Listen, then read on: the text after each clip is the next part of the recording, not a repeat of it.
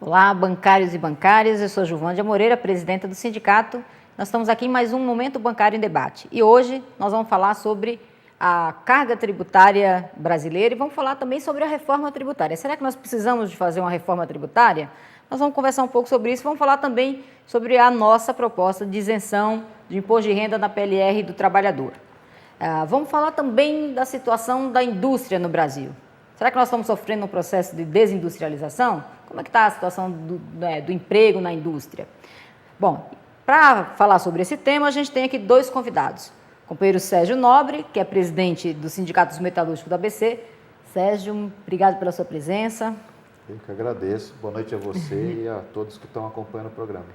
E também contamos com a presença aqui do companheiro Rubens Nakano, que é presidente da Delegacia Sindical de São Paulo, do Sindifisco. O que é o Sindifisco? É Sindicato Nacional dos Auditores Fiscais da Receita Federal do Brasil. Ele entende bem de carga tributária, de reforma tributária. Obrigada, Rubens, pela sua presença. Boa noite, estou contente por estar participando do seu programa, agradeço a todos. Bom, a primeira pergunta eu vou fazer aqui para o Rubens. Nós da CUT costumamos dizer o seguinte, que nós temos no Brasil uma carga tributária que ela é muito indireta e ela é regressiva, é injusta. Portanto, defendemos uma reforma tributária com uma carga tributária mais direta e mais progressiva. Como é que o Sindifisco avalia a carga tributária hoje? O que vocês têm discutido sobre reforma tributária? A nossa carga tributária do Brasil, só fazer uma breve comparação com os Estados Unidos, nos Estados Unidos a tributação direta seria mais ou menos 50% da carga, 50%, enquanto que nós chegamos a 25%, ou metade. E sobre o consumo, que é aquela parte maléfica do imposto, que é regressiva, ela nos Estados Unidos chega a 25% da carga e aqui no Brasil chega a 50%, exatamente o contrário, a grosso modo. E explica melhor para o pessoal que está ouvindo esse debate o que é, por que sobre o consumo ela é indireta, porque a gente não, como é que vocês classificam isso? Explica um pouquinho melhor para as pessoas entenderem o que é uma tributação direta e uma tributação indireta. A tributação ela é injusta quando é feita preponderantemente sobre o consumo. O mesmo produto que uma pessoa que ganha um salário mínimo ou uma pessoa que ganha 30 salários ou sem salário mínimo vai pagar a mesma coisa, ou seja, uma televisão que você compra, quem ganha um salário mínimo vai pagar o percentual sobre a televisão sobre o consumo e quem ganha muito mais vai pagar exatamente aquele mesmo valor. Enquanto que a justiça seria feita com um imposto maior sobre quem ganha mais. Quem ganha mais, proporcionalmente, deveria pagar mais. E quem ganha menos, proporcionalmente, deveria pagar menos. Isso é o conceito de justiça fiscal que a gente entende e procura trabalhar. E o que você acha que deveria mudar? Assim? O que vocês têm discutido de propostas de uma reforma tributária para que ela seja mais direta e mais justa? O que precisa mudar? Inicialmente, a nossa proposta ela foi formulada em 2010, durante a campanha eleitoral presidencial, e essa proposta que eu tenho em mãos foi apresentada para os 4 presidenciáveis, Dilma, Serra, Marina e o Plínio. Nessa proposta, a gente quer corrigir distorções que foram construídas a partir do período de 2005 a 2002. Nesse período, a título assim, de incentivar o investimento estrangeiro no país, foram feitas muitas benesses que nós queremos e propomos eliminar. Uma delas é justamente sobre a distribuição de lucros. Naquele ano, foi feita uma isenção de lucros só para os empresários, acionistas. Essa distribuição de lucro é o que a firma tem de lucro, pode ser distribuído ou para o acionista ou, como está no tema desse debate, para os empregados. Então, naquela época, criou-se uma distorção muito grande. os empresários, os donos do capital, ficaram isentos, sem imposto de renda, enquanto que os trabalhadores, que é outra parte importante no mecanismo do trabalho do país, ficaram tributados. Então, eu acho que esse é o tema que está sendo discutido aqui. E como é que funciona nos outros países? Essa retirada do lucro, ela é tributada em outros países? Os dividendos são tributados? Houve um erro de discussão muito grande naquele período do Fernando Henrique Cardoso. Se discutiu muito num viés errado que se a firma dá lucro, esse lucro, na hora que vai ser distribuído para o sócio, o acionista, então teria, se ele fosse tributado, seria uma bitributação. Então, foi a partir dessa discussão com viés errado que isentou-se para os acionistas. Agora, nós concordamos que quando o lucro da empresa é reinvestido na própria empresa, com certeza não deveria ser tributada. Mas se ela vai ser distribuída ou para o sócio ou para os empregados, teria que ter uma faixa de tributação. Essa seria a justiça fiscal. Ou seja, tanto o empregado, que é o trabalho, como o capital, teria o mesmo tratamento, o que não acontece hoje. Mas isso também precisaria de uma outra mudança muito maior, porque senão hoje o que acontece por exemplo, você está falando da tributação indireta, que hoje é uma carga muito grande, né? Que é o consumo, o ICMS. E fora que ainda tem as diferenças, né, de estado para estado, você tem, o ICMS é um tributo estadual, né?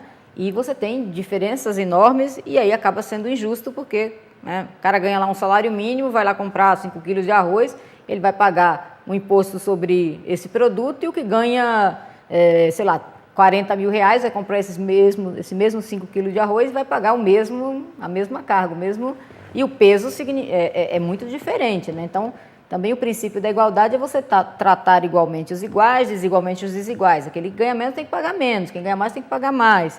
Precisa fazer um conjunto de outras mudanças, além dessas que você está falando aí do acionista.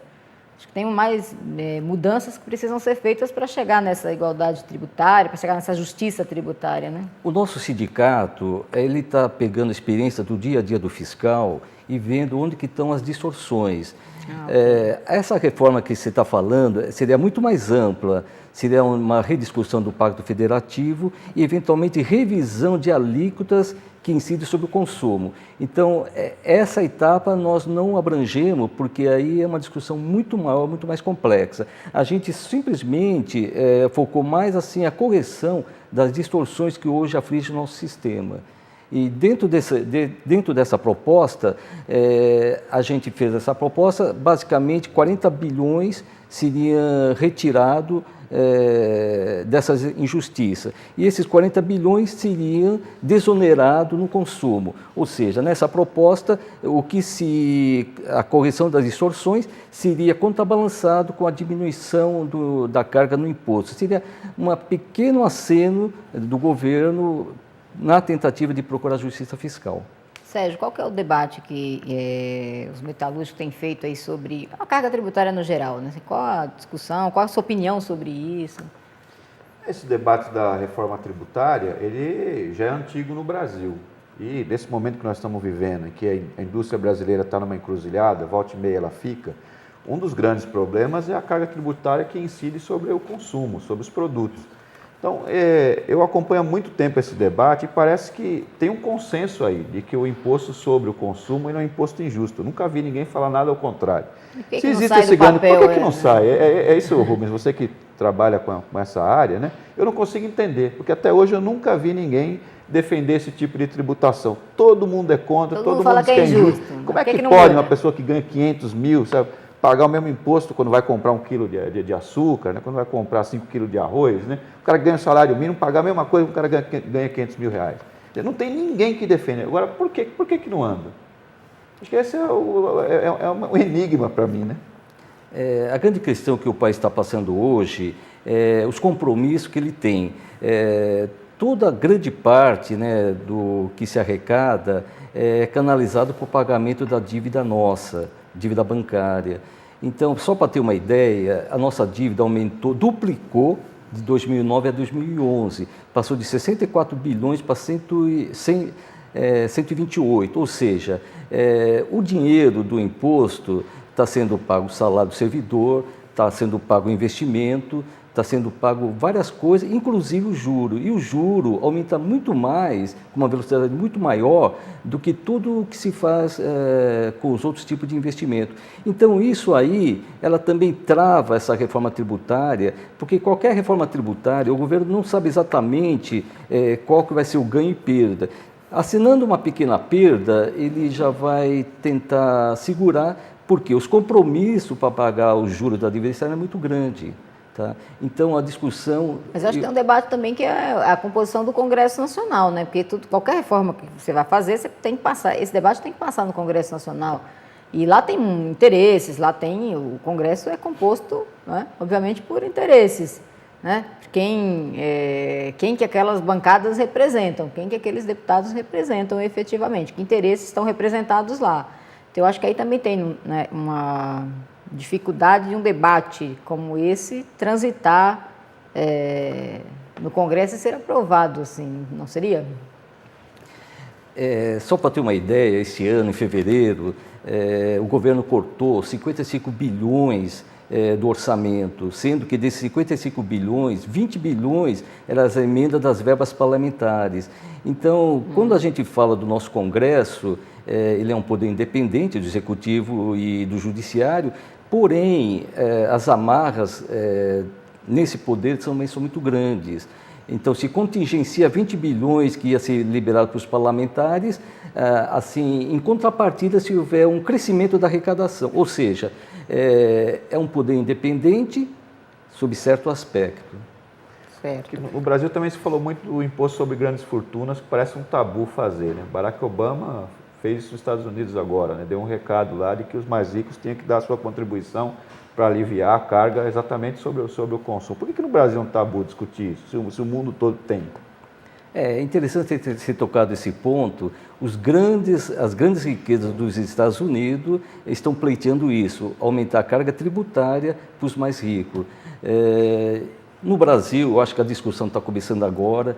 O nosso país está entrando numa inserção muito maior no mundo globalizado, então nós vamos ter que sim rediscutir toda essa parte de carga tributária. Eu acho que o momento está chegando.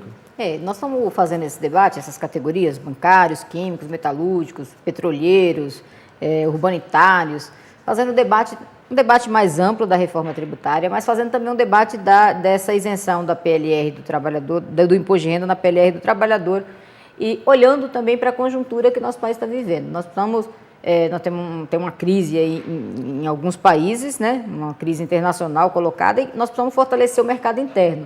E isso significa que tem que ter mais dinheiro no bolso do trabalhador, né? Que é uma defesa que a gente faz.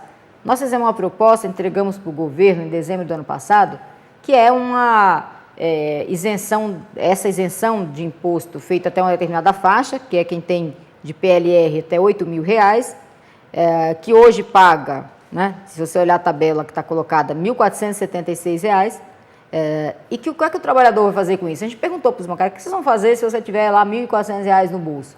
O cara falou, eu vou trocar minha televisão, eu vou trocar minha geladeira, eu vou trocar o fogão, eu vou, sei lá, pagar a escola do filho, eu vou... Enfim, então, assim, essa renda no bolso do trabalhador vai se reverter, vai ajudar a aquecer mais ainda a economia, vai ajudar a fortalecer o mercado interno, vai ajudar, vai para o consumo, e é um momento que o Brasil, estou dizendo do Brasil, mas é um momento importante para o fortalecimento do mercado interno. Quer dizer, a gente está fazendo um debate que vai ganhar o trabalhador, mas que vai ganhar também a sociedade aí, de maneira geral. E aí a gente faz uma escala nessa proposta de tributação, não é uma isenção total, é uma escala. A gente apresentou para o governo, tivemos uma reunião com o ministro Guido Mantega, o ministro Gilberto Carvalho, que teve um compromisso de fazer aqui um estudo do impacto dessa proposta e de sentar daqui a uns 15 dias para voltar a discutir o assunto. Aí você estava falando que o acionista tem essa isenção total, a gente também tem discutido isso. E quanto representa essa isenção hoje, né, aos cofres do governo, essa isenção dos acionistas? Em termos globais, no levantamento que nós fizemos em 2009, representaria aproximadamente 16 bilhões. enquanto que na sua proposta que eu estava vendo, a isenção seria alguma coisa que 1,8 bilhões. 1,6. Então, é 1,6, 1,8. Então, vê como é que está disparatada as coisas. Então, na verdade, eu vi a proposta do Berzoini e do Paulinho da Força Sindical, eu complementaria mais uma coisa. É só um artigo de uma lei, 9.249.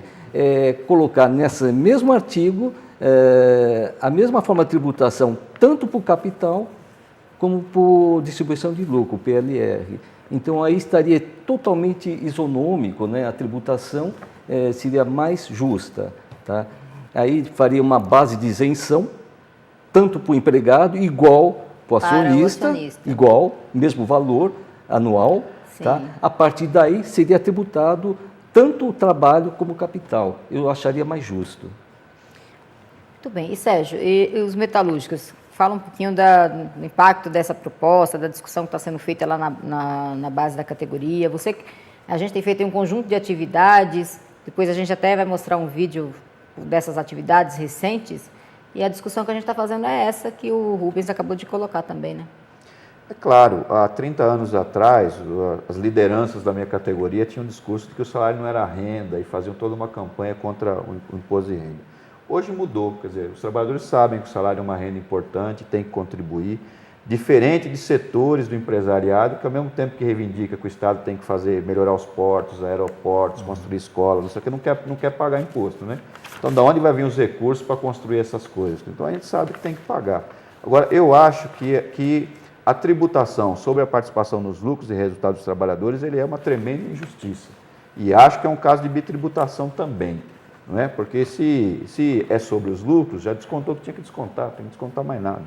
E segundo, que é politicamente equivocado, porque a participação nos lucros e resultados foi criado para estimular resultados. Então, no caso da nossa categoria, diferente dos bancários, ela é negociada empresa por empresa e tem a ver com melhoria na qualidade dos produtos, da produtividade, da tecnologia, às vezes até da formação profissional. Então, ele é um estímulo a resultado. Então, acho que não faz o menor sentido tributar, né? E agora que a economia dá sinais de desaquecimento, quer dizer, o ministro Mantega, quando a gente apresentou a proposta, falou que se isentasse totalmente, que é o que a gente reivindicou inicialmente, seria 5 bilhões. Né? 5 bilhões seria uma injeção muito forte no consumo, porque é isso, o trabalhador, são poucos os que fazem poupança. Né? Os metalúrgicos, da minha base, pagou em média R$ 2.500 só de imposto de renda sobre a PLR. Quer dizer, então, esse recurso iria para o consumo. Né? Consumir mais alimento, mais geladeira, mais fogão, ajudaria a reestimular a economia brasileira e o Estado ia recuperar esses recursos, porque a experiência mostrou isso, quer dizer, ao ir para o consumo, o Estado vai arrecadar impostos que não arrecadaria se a gente mergulhasse na crise. Então, quer dizer, para nós, mais do que corrigir, né, uma injustiça, também agora é uma medida importante para estimular o reaquecimento da economia brasileira. Muito bem, então nós vamos agora para o intervalo, vamos ver o vídeo que é um pouco do apanhado dessas atividades recentes que a gente tem feito na campanha da isenção do imposto de renda na PLR. Depois a gente volta comentando a proposta e comentando também os próximos passos.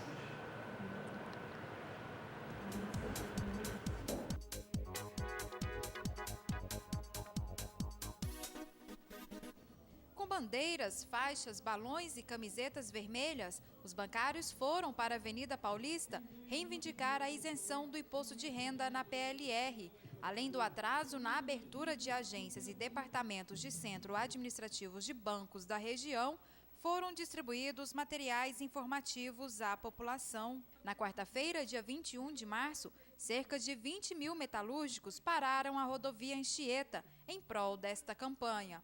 O ato desta quinta-feira, dia 22 de março, faz parte da agenda de manifestações anunciadas nesta semana e ocorreu um dia após uma reunião em Brasília entre as centrais sindicais e o ministro da Fazenda, Guido Mantega. Metalúrgicos, petroleiros, químicos, urbanitários e representantes de metalúrgico dos Estados Unidos também se uniram ao ato em frente ao Banco Central. Juntos, o movimento das centrais sindicais ficou mais forte e mostrou o grande interesse dos trabalhadores nesta luta. E caso o governo decida atender ao pedido dos trabalhadores, será bom para todos, inclusive para a economia do país. Este ato unificado encerra a agenda de protestos que aconteceram em São Paulo nesta semana. Agora, o próximo encontro dos trabalhadores será em Brasília no dia 27, quando farão uma pressão diretamente no Congresso Nacional.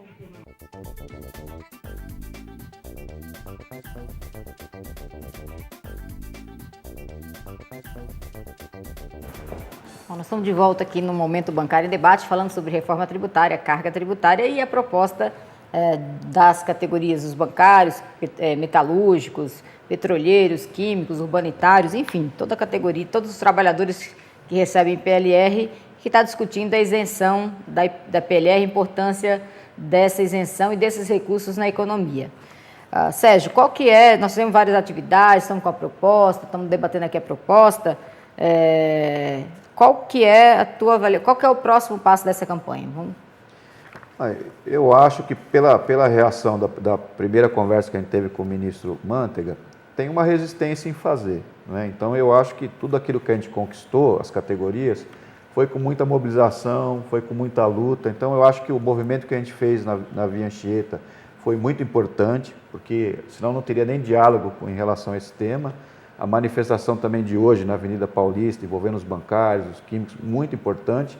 Agora, eu acho decisivo uma ação no Congresso Nacional também. Então, há vários projetos lá que tratam desse tema, da isenção. Tem o projeto do Vicentinho, Berzoini, Paulo Pereira, da Força Sindical. E essa ação no dia 27, a ida ao Congresso Nacional, dialogar com todos os partidos políticos, com as lideranças, né? Inclusive com lideranças do próprio governo, é muito importante. Agora, eu acho que as mobilizações de rua têm que continuar até a gente sensibilizar o governo e conquistar. Nós estamos falando também para os bancários, os trabalhadores em geral, que tem que dialogar com o Congresso, né? Que mandar e-mail para os deputados, falar da importância disso, falar quanto o peso dessa desoneração, o peso na renda familiar, né? O que as pessoas vão fazer com esses valores, porque acho que a gente tem dito muito isso, né? E a sociedade tem compreendido. O que o trabalhador vai fazer com esse dinheiro, né? Porque uma coisa é você pegar 16 bilhões, como o Rubens estava falando, 16 bilhões é o que representa a isenção dos acionistas. Aí o trabalhador, se você tivesse essa isenção, o ministro falou para a gente que seria em torno de 5 bilhões. Isso iria retornar em forma de consumo, retornar para a economia, gerar emprego. Eu lembro quando a gente fez a negociação da correção da tabela do imposto de renda, que ela foi congelada no governo Fernando Henrique, no primeiro ano que a gente fez essa correção lá em 4,5%, o governo falava que iria ter uma perda de arrecadação, né, iria reduzir, mas o que a gente viu foi que naquele ano a arrecadação cresceu em 12%, porque teve também aumento real, começou a ter aumento do salário mínimo, enfim, teve o trabalhador ficou com mais renda e isso representou aquilo que a gente dizia, vai aumentar a arrecadação. E a arrecadação aumentou, assim, um aumento real, né, acima da inflação. E nós estamos defendendo de novo que essa isenção vai trazer benefícios para a economia no momento que a gente está vivendo, mais importante ainda. Então, a gente também está orientando aqui a categoria a fazer o diálogo e a pressão junto aos deputados. E é curioso isso, né? Porque todo mundo reconhece que o crescimento econômico que a gente teve nos últimos 8 anos foi muito porque, em função dos projetos sociais, na verdade. Então, o Bolsa Família teve um papel importantíssimo. Quando você leva a renda para quem não tinha e começa a consumir, programas como Luz para Todos, né? Para a pessoa chegou a luz onde ele mora, então ele compra uma geladeira, ele compra e vai estimulando a economia. O reajuste do salário mínimo foi a mesma coisa, quer dizer, crescer acima da inflação. Foi de fundamental importância para impulsionar o consumo. O empréstimo consignado, que todo mundo falava que era pouca coisa, né? Com juro menor, e alavancou o consumo. Então, é impressionante isso, né? Então, nós estamos dizendo aqui, né? 5 bilhões nesse momento, no bolso do trabalhador, é má consumo. Quer dizer, a história já mostrou isso, né? E a gente enfrenta ainda a resistência de setores do governo, né? Quando incentiva a indústria reduzindo algum imposto, leva muito tempo, às vezes meses, para poder surtir o efeito. Essa desoneração não, quer dizer, ela é direta. Se está no bolso do trabalhador, ele vai para o consumo. Então, acho que é muito importante mesmo, todas as categorias, influenciar os seus deputados, mandar carta para o seu deputado, ligar, pressionar, porque isso ajuda muito nas mobilizações. Eu gostaria só de complementar uma coisa nesse debate, que eu acho importante a gente ter uma isonomia de tratamento dos dois lados. Quando foi feita aquela isenção dos acionistas em 95, daí para frente começou a gerar uma série de distorções que agora a gente vê claramente. Por exemplo, os empregados que recebiam mais simplesmente foram demitidos para montar PJ. A PJ, ela tem uma tributação mais favorecida e o empregador paga menos Seguridade Social. Isso aí foi influenciando, de uma certa forma, até agora. Inclusive, esses déficits que fala da Previdência Privada, está muito ligado a esse tipo de procedimento. Outra coisa que a gente observou também é todo aquele planejamento tributário. Por exemplo, alguém que tinha muito casas para alugar, fazia uma empresa e o imposto era muito menor do que se ele tivesse deixado uma pessoa física. Mas, da mesma forma de um recebendo pela PJ ou pela pessoa física, é um rendimento. Tá? Então, o mesmo rendimento tem uma tributação diferente dependendo de como se planeje. Então, eu acho que aquela distorção que foi feita em 95 teria que ser corrigida. E o melhor momento é agora, com toda a força dos trabalhadores junto, eu acho que dá para fazer uma grande reforma, tornar o país um pouco menos injusto. Então, é isso que eu falo e é a minha proposição, que caminhemos junto, tanto o trabalhador como o capital, na mesma forma. Tá? Realmente, se não conseguir tributar o capital, isenção total no lucro, óbvio. Mas se conseguir tributar o capital, também tem que tributar o trabalhador, porque aí seria um tratamento isonômico. Nós fizemos uma proposta que era intermediária. Reivindicamos a isenção total, achamos que é importante, e fizemos uma proposta de uma tabela diferenciada, e você está sugerindo que essa tabela também seja aplicada lá nos dividendos. Acho até justo, inclusive, e o governo não iria compensar se é que ele vai ter diferença de arrecadação, iria compensar essa perda de arrecadação fazendo uma justiça tributária. Agora, para entrar aqui no assunto também importante para o Brasil, eu queria que o Sérgio falasse um pouquinho da situação da indústria, dos empregos na indústria, esse debate que vocês têm feito, um debate importante, tem também uma agenda de mobilização. Então, Giovândia, esse debate é o debate da desindustrialização. Tem um debate no Brasil se o país está se desindustrializando ou não, né? Então, tecnicamente, o país está se desindustrializando quando a indústria perde participação no PIB do país, né? Então, isso vem ocorrendo no Brasil. Há 15 anos atrás, a indústria representava 27% do total da riqueza do país. Hoje está em 14%. Então, ela vem caindo sistematicamente. Então, isso é a prova de que o Brasil está num processo de desindustrialização. E quando, aliado a isso, a indústria perde participação no total dos empregos gerados no país.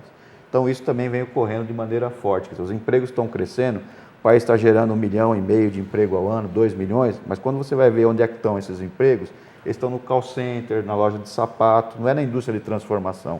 Né? Então, esses dois elementos mostram que o país precisa olhar para a sua indústria. E por que a indústria é importante para um país? Porque ela é geradora da riqueza para você avançar no social. O Brasil, com o tamanho que ele tem, com a população que ele tem, ele não consegue viver só com a agricultura, né? Se fosse um paísinho pequenininho, fosse um Uruguai, fosse uma Holanda, talvez poderia. O Brasil não. Quer dizer, o Brasil, se ele quiser ter uma previdência que ampare as pessoas na velhice, quiser ter educação pública de qualidade, né, desde o ensino fundamental até a universidade, que é o sonho de todo mundo, ele tem que ter uma indústria muito forte. Então, todos os países que conseguiram isso têm como elemento comum uma indústria muito forte e inovadora. A Alemanha é assim, Estados Unidos é assim, França é assim. Então, o Brasil não pode perder essa indústria. Mas esse debate da desindustrialização é um fenômeno que está acontecendo aqui no Brasil ou é algo que está acontecendo em outros países do mundo? Ocorre também em outros países, mas com uma diferença, né? Então, tem gente que pega os Estados Unidos, por exemplo, e fala, bom, Estados Unidos, como o Brasil, a indústria já pesou 27%, hoje é 14% também. Então, tem uma alegação de que quando o país começa a melhorar a renda, incorporar pessoas na economia, é natural que o setor de serviços vai ganhando espaço e a indústria perdendo espaço. Agora, qual é a diferença do nosso caso para os Estados Unidos? Os Estados Unidos têm uma indústria muito inovadora, né? Eles produzem foguete, né? Produzem avião, né? Ônibus espacial. O Brasil não, o Brasil só produz coisas de baixa tecnologia. Então, por exemplo, você vai nas lojas aqui no Brasil, você vê muita televisão e pensa que o Brasil produz televisão. Não produz, quer dizer, eles vendem de caixas dos países centrais, os trabalhadores aqui abrem as caixas e montam, nós somos montadores. Aliás, o que está acontecendo na indústria no mundo é uma divisão, né, internacional da indústria. Tem países que desenvolvem produtos, né, e são produtores de produtos industriais, e tem aqueles que são importadores e montadores. É isso que nós não queremos virar no Brasil. Então, a defesa entre as propostas, que deve ser um conjunto de propostas, passa por aí, por produzir, né, por seguir essa linha dos países que produzem, que desenvolvem inteligência aqui? Então, a riqueza da produção, assim, a produção, ela tem, o produto industrial tem duas fases. Uma é a fase da produção mesmo, né? Que o Charlie Chaplin retratou muito bem naquele filme Tempos Modernos. É igualzinho em qualquer lugar. O cara está ali, trabalho repetitivo e tal. O trabalho criativo é o que prepara a produção do bem, né? É a engenharia, é o ferramental necessário para construir os meios de produção. Ali é que está a inteligência da indústria. Então, isso está morrendo no Brasil. Quem tinha está transferindo para os países centrais, e aqueles que estão chegando para produzir no Brasil novas empresas vêm sem isso. Então, se isso ocorrer no Brasil, né, nós vamos estar fora do jogo. Mas se você tiver que traduzir em 3 medidas importantes que precisavam ser tomadas para impedir que isso acontecesse ou para manter os empregos e a indústria brasileira, o que você diria aí? Nós temos que proteger o nosso mercado, que é um grande mercado da chuva de importados que está aqui, e temos que exigir de quem venha produzir no Brasil que tenha engenharia e desenvolvimento no Brasil. Essas são as medidas mais importantes e centrais que a gente tem para...